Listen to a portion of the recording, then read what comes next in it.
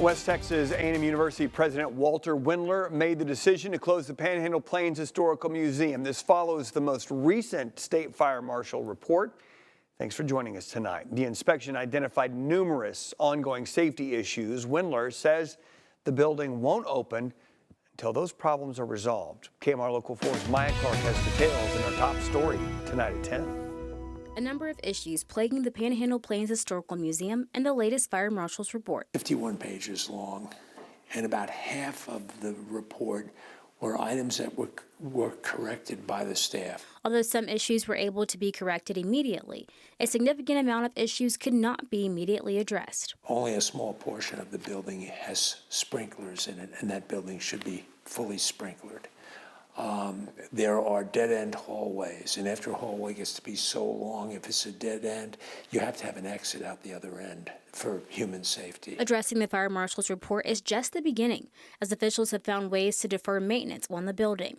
Now it's going to cost around $150 million to renovate the museum to proper and contemporary standards. Chancellor John Sharp, the Chancellor of the Texas A&M system, provided us with funding, significant funding, to do a feasibility study to, I'm going to say, reconstitute the museum. We would keep Pioneer Hall, which is the oldest, most historic part of the museum, but everything else was up for grabs. We worked the proposal down, and we've gotten down to a place where we think we could actually rebuild some of the museum, take some of it down, because there's more space than we need.